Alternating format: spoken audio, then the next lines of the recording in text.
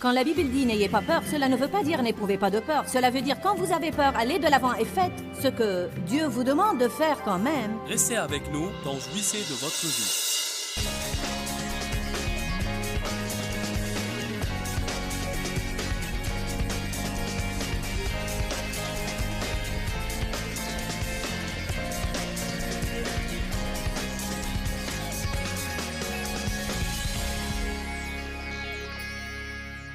Si votre vie est un désastre, c'est que vos pensées sont un désastre. Si vous voulez redresser votre vie, vous devez redresser vos pensées. Allons à Romains 12. Nous avons lu ce passage la veille, mais je me trouve amené à commencer là de nouveau. Romains 12.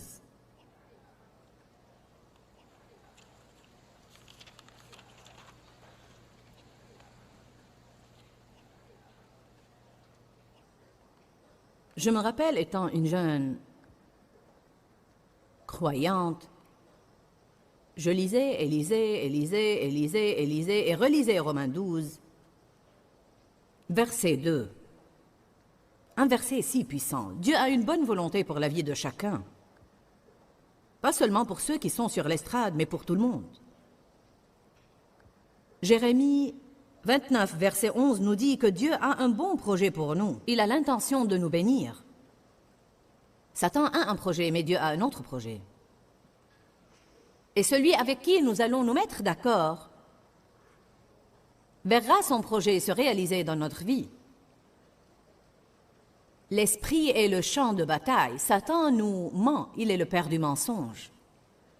Il ment et il ment et il ment. Et quand une personne est dupée, elle est dupée parce qu'elle a cru une chose qui n'est pas vraie. Mais bien qu'elle ne soit pas vraie, elle devient vraie pour elle parce qu'elle la croit. Qu'il te soit fait selon ta foi.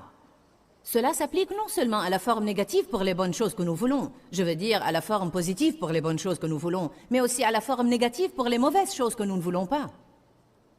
Job a dit « Ce que je crains, c'est ce qui m'arrive ». Savez-vous ce qu'est la peur? La peur, c'est croire ce que Satan dit.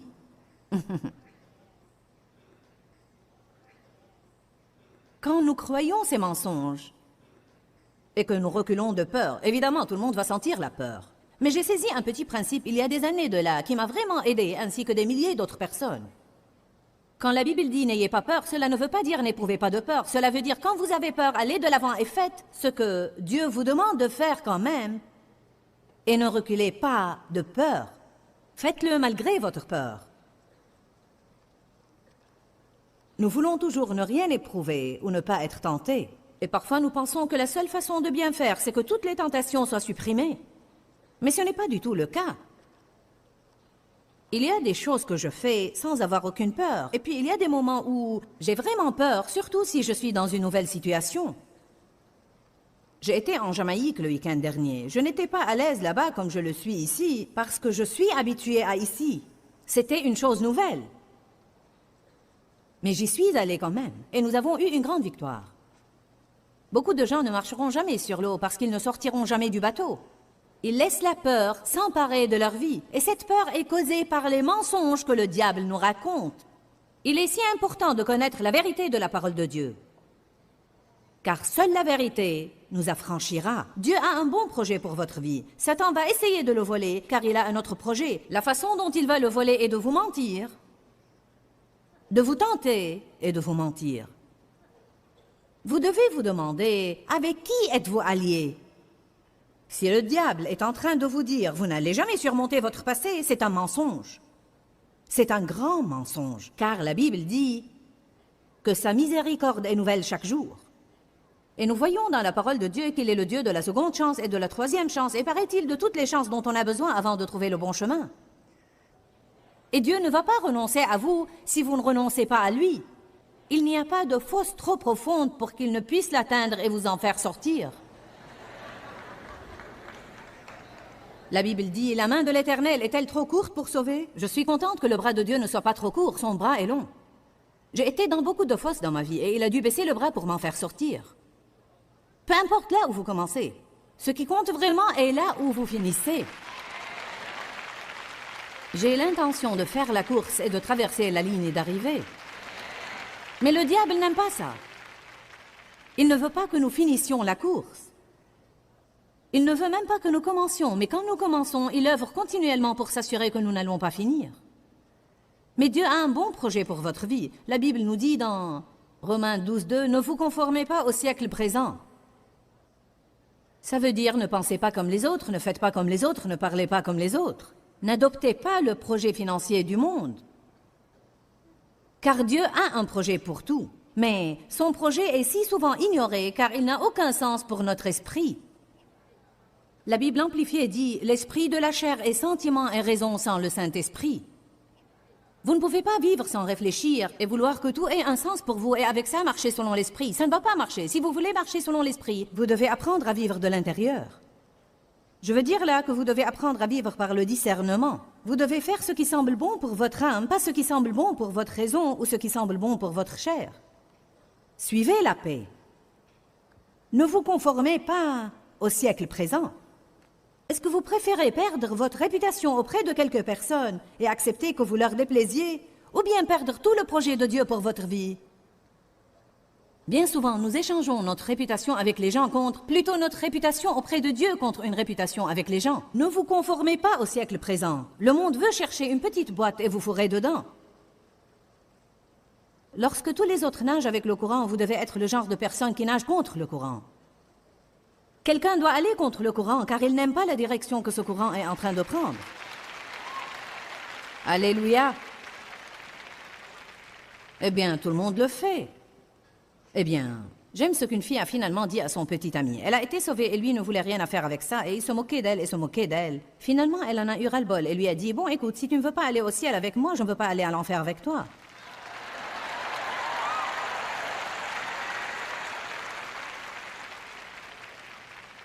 Ne vous conformez pas au siècle présent. Mettez-vous cela dans la tête. Mais soyez transformés. Comment? Par le renouvellement de votre intelligence. Comment sommes-nous transformés?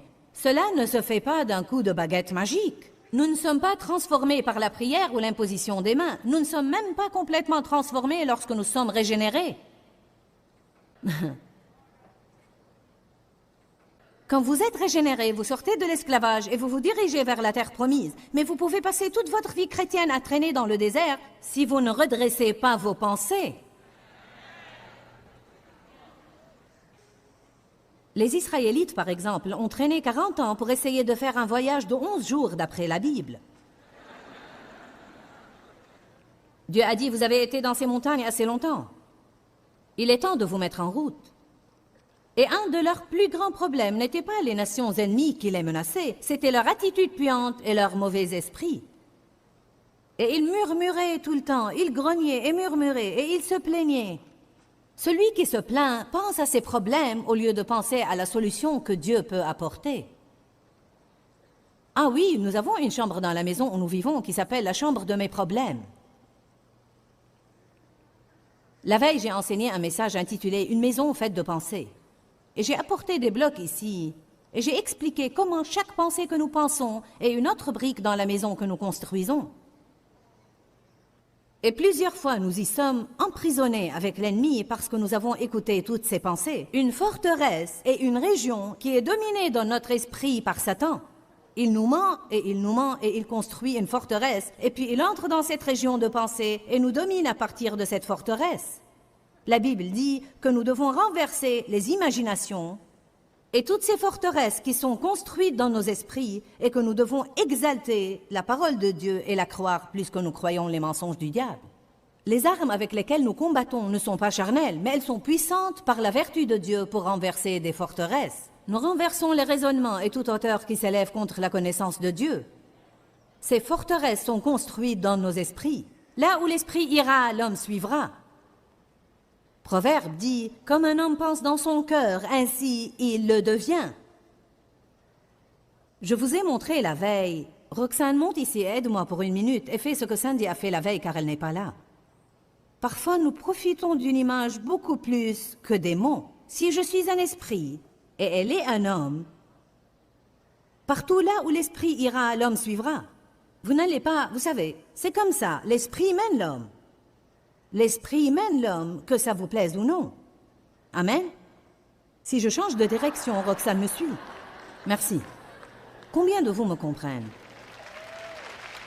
Là où l'esprit ira, l'homme suivra. Nous construisons cette maison là où nous vivons, qui est notre vie. Nous construisons une vie pendant des années. La vie ne se produit pas tout à coup. La vie que j'ai maintenant est la vie que j'ai bâtie avec l'aide de Dieu en suivant Jésus. Qu'est-ce que Jésus a dit à Pierre? Suis-moi. Qu'est-ce qu'il est toujours en train de dire aux gens? Suivez-moi. Cela veut dire, suivez mes principes, faites ce que je fais, lisez la Bible. Vivez la vie. Le christianisme n'est pas venir à l'hôtel, c'est un style de vie. C'est une vie qu'on construit. Nous ne sommes pas spirituels parce que nous allons à l'église le dimanche et achetons les cassettes de tout le monde. Nous sommes spirituels parce que nous vivons dans l'esprit de notre vie ordinaire de tous les jours. Nous vivons ces principes. Il y a 25 ans de là, quand ma vie était un désastre, j'étais chrétienne, j'étais régénérée. J'aimais Dieu, j'allais à l'église tout le temps, j'étais au comité de l'église, mon mari était un ancien à l'église, et nous étions comme nous étions supposés être. Et j'aimais...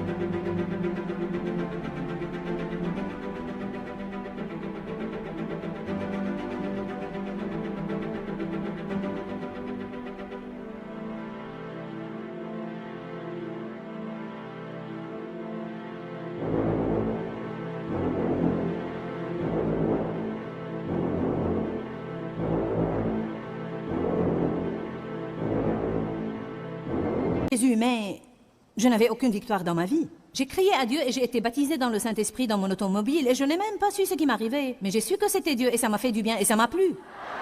Mais j'ai vite appris que ça n'a pas plu aux autres. J'ai perdu tous mes amis et j'ai été renvoyée de mon église. Puis Dieu m'a appelée à prêcher. Et je vais vous dire, approchez-vous de Dieu et il va bouleverser votre vie.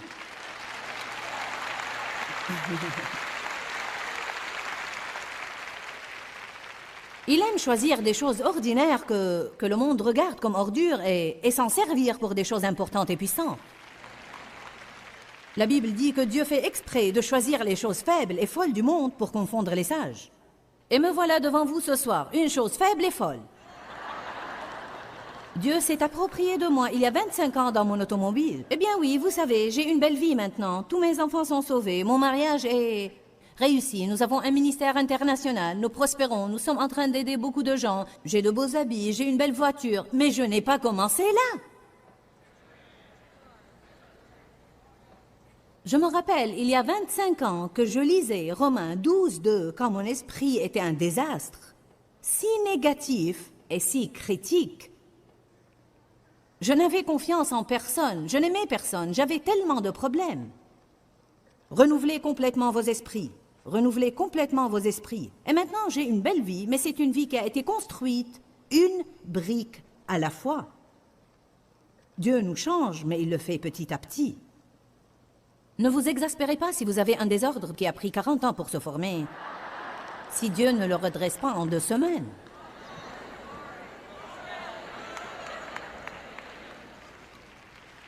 Dites à celui qui est à côté de vous, tu ferais bien de te calmer car ça va prendre quelque temps.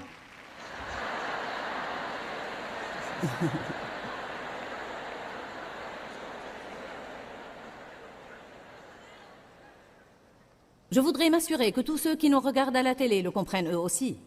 Calmez-vous, nous héritons les promesses de Dieu, non seulement par la foi, mais par la foi et la patience. Hébreu nous dit ça. Nous devons être patients avec Dieu pendant qu'il travaille dans nos vies. Il nous change de gloire en gloire, petit à petit, jour après jour. Dieu veut nous donner une bonne vie, mais Nous n'allons jamais l'avoir, à moins d'apprendre à vivre le genre de vie que Dieu veut que nous vivions. Alors, nous avons établi la veille que nous avons cette maison que nous avons construite et qui contient toutes sortes de chambres. Et ce matin, nous avons commencé à redécorer la maison. On a dit, certains devraient peut-être la démolir complètement et recommencer à zéro. D'autres ont 2 chambres qui sont en désordre et vous devez les nettoyer. Nous appelons ça « nettoyer votre esprit ». Nous en sommes maintenant à la deuxième partie. Ce matin, nous avons parlé de la chambre du pardon, ou plutôt la chambre du non-pardon, là où nous allons lorsque nous ne voulons pas pardonner à quelqu'un et nous voulons juste penser à tout ce qu'ils nous ont fait. Nous avons parlé de la chambre « vivre dans le passé ». Là où nous aimons aller et penser au passé, les bonnes choses du passé, les mauvaises choses du passé. Vous savez, les souvenirs sont bons. Nous sortons les albums de photos et nous parlons des enfants quand ils étaient petits. Ces choses-là sont amusantes. Je ne parle pas de ça. Je parle de vivre dans le passé tout le temps. Vivre dans le passé. Si vous vivez dans le passé, vous allez rater le futur. Ce soir, nous allons commencer avec la chambre « Je n'ai rien et je ne peux rien faire ». C'est une place où nous allons... Je pense plusieurs fois quand nous voulons fuir nos responsabilités. Je n'ai rien. Qu'est-ce que vous voulez que je fasse? Je ne peux rien faire. Je ne suis qu'une ménagère. Je ne suis qu'un comptable. Je ne suis qu'un terrassier. Jésus était menuisier. Pierre était pêcheur. Matthieu était percepteur. Je faisais mon lit quand Dieu m'a appelé. Dieu est plus que ravi de venir à vous là où vous êtes et de vous appeler à son service. Arrêtez de chercher quelques grands dons spirituels et prenez votre don et rendez-le spirituel. Vous pouvez faire quelque chose. Ce que vous pouvez faire est aussi important que ce que je peux faire. Simplement parce que vous n'allez jamais être devant un public ne veut pas dire que votre don n'est pas important. Il faut beaucoup de gens pour organiser une réunion comme celle-ci. Je n'aurais pas pu être devant vous sans l'aide de toute l'équipe. J'aime une phrase qu'un homme nommé Everett Hale a écrite. J'en suis plutôt tombée amoureuse et je crois que c'est la façon dont nous devons commencer à penser. Je ne suis qu'un, mais je suis un. Je ne peux pas tout faire, mais je peux faire quelque chose. Ce que je peux faire, je dois le faire et par la grâce de Dieu, je vais le faire. Dieu ne vous demande pas de faire quelque chose que vous ne pouvez pas faire. Il vous demande de lui faire confiance et de croire que si vous lui donnez ce que vous avez, il va y mettre sa puissance et il va travailler à travers vous. Je n'avais rien à donner à Dieu sauf une bouche. Je suis devenue une bouche dans le corps du Christ.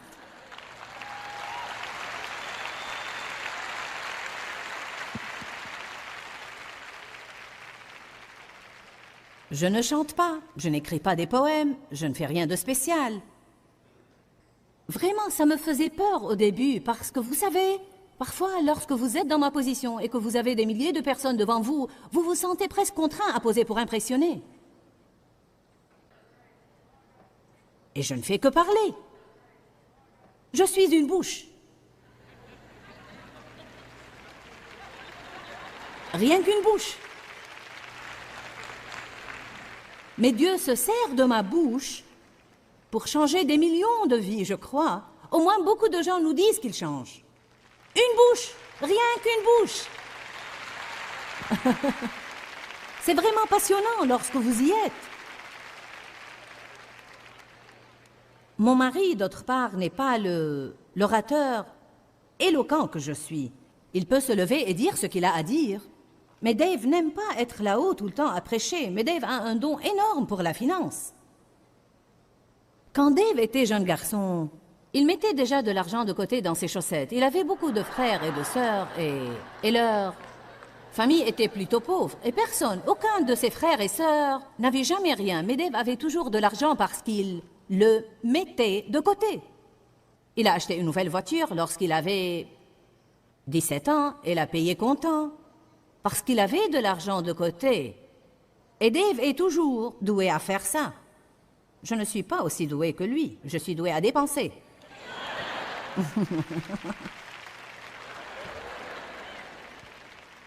Je ne suis pas, je veux dire, je peux payer mes factures et je peux gérer le budget domestique, mais vraiment, il a un don pour l'argent. Alors, vous savez, Dieu met une bouche avec quelqu'un qui sait gérer l'argent. Eh bien, vous savez, je suis plutôt comme... Donnez-moi l'essentiel et finissons-en. Mais quelqu'un doit s'occuper des détails. Ainsi, nous avons tous un rôle et Dieu nous réunit tous pour accomplir son travail et son projet en son nom et pour lui attribuer le mérite et la gloire. Mais vous devez arrêter de dire que vous ne pouvez rien faire et que vous n'avez rien. Vous devez inventorier non ce que vous avez perdu, mais ce qui vous reste. Et offrir ce qui vous reste à Dieu, et Dieu va y mettre sa puissance et va en faire quelque chose. Allons à Exode 4.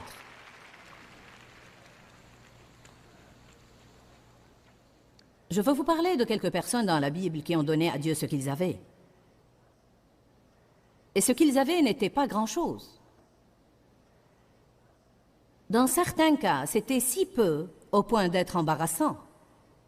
Exode 4:1. Moïse répondit et dit, « Voici, ils ne me croiront point et ils n'écouteront point ma voix, mais ils diront, l'Éternel ne m'est point apparu. » L'Éternel lui dit, « Qu'y a-t-il dans ta main ?»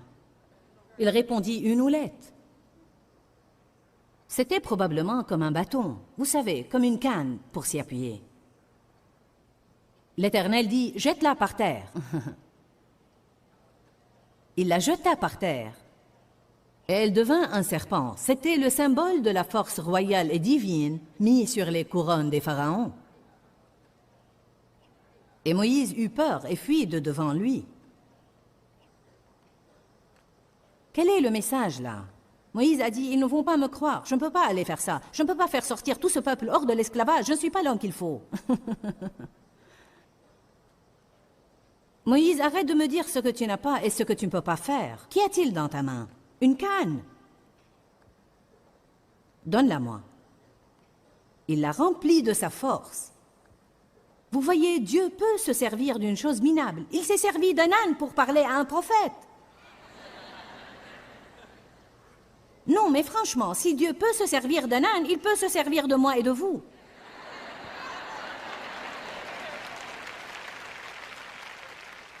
Je veux que vous saisissiez cela ce soir.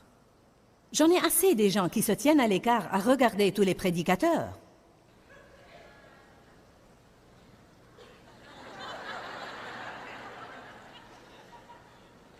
Je souhaite.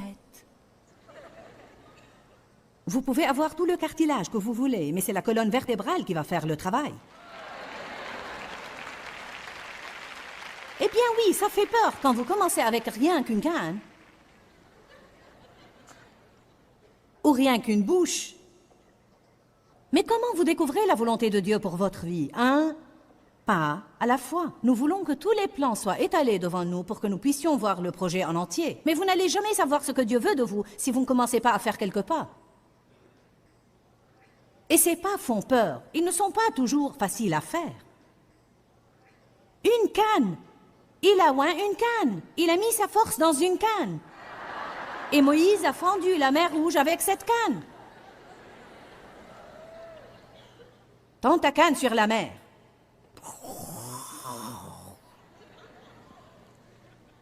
Dites tous une canne. Oh, mais je vous dis, nous allons dans notre chambre et nous pensons, je n'ai rien. Je ne peux rien faire. Dieu ne peut pas se servir de moi. Si seulement j'étais comme Joyce.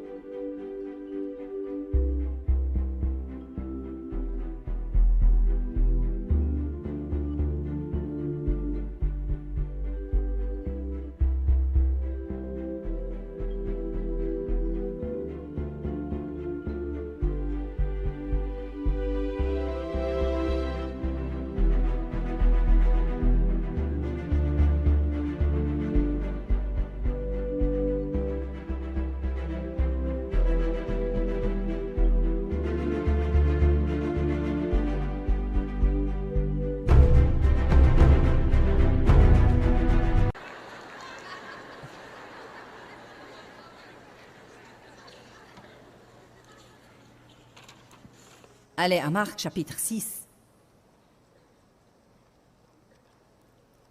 verset 34. Quand il sortit de la barque, Jésus vit une grande foule et fut ému de compassion pour eux parce qu'ils étaient comme des brebis qui n'ont point de berger. Et il se mit à leur enseigner beaucoup de choses. Comme l'heure était déjà avancée, ses disciples s'approchèrent de lui et dirent « Ce lieu est désert et l'heure est déjà avancée. Renvoie-les afin qu'ils aillent dans les campagnes et dans les villages des environs, afin qu'ils puissent s'acheter de quoi manger. » Jésus leur répondit « Donnez-leur vous-même de quoi manger. » J'aime vraiment ça, car nous voulons toujours que les autres s'en aillent et se débrouillent tout seuls. Jésus leur dit « Occupez-vous d'eux. » Ils ont dit « Nous n'avons rien pour nous occuper d'eux. » Qu'est-ce que tu veux qu'on fasse? Qu'on aille acheter du pain pour 40 $, car c'est tout ce que nous avons, et le donner à manger à 5000 personnes? Vous voyez, leurs esprits étaient fermés. Et parce qu'ils ne pensaient pas qu'ils avaient assez pour combler le besoin, ils ont décidé de ne rien faire. Aujourd'hui au programme, nous avons parlé de l'importance de nettoyer nos pensées. Maintenant, je veux dire que nous ne pouvons pas le faire sans l'aide de Dieu, car sans lui, nous ne pouvons rien faire. La Bible nous enseigne dans 2 Corinthiens chapitre 10 que nous devons renverser les imaginations erronées et toute hauteur qui s'élève contre la véritable connaissance de la parole de Dieu. Cela nous apprend que nous devons penser à ce que nous pensons et que nous devons être responsables de nos pensées, vraiment responsables de nos pensées, et que nous ne devons pas penser à tout ce qui nous passe par la tête. N'oubliez pas qu'il y a la vie dans la parole et que Jésus est mort pour nous donner cette vie en abondance. Que Dieu vous bénisse. J'espère vous revoir avec moi demain. Quand, Seigneur, quand? Dans ce livret, Joyce Meyer vous apprend à faire confiance au temps de Dieu. Pour obtenir ce livret gratuitement, écrivez-nous à Joyce Meyer, boîte postale 40095-6300, Larnaca, Chypre. Ou bien visitez notre site web www.joycemeyer.org/fr.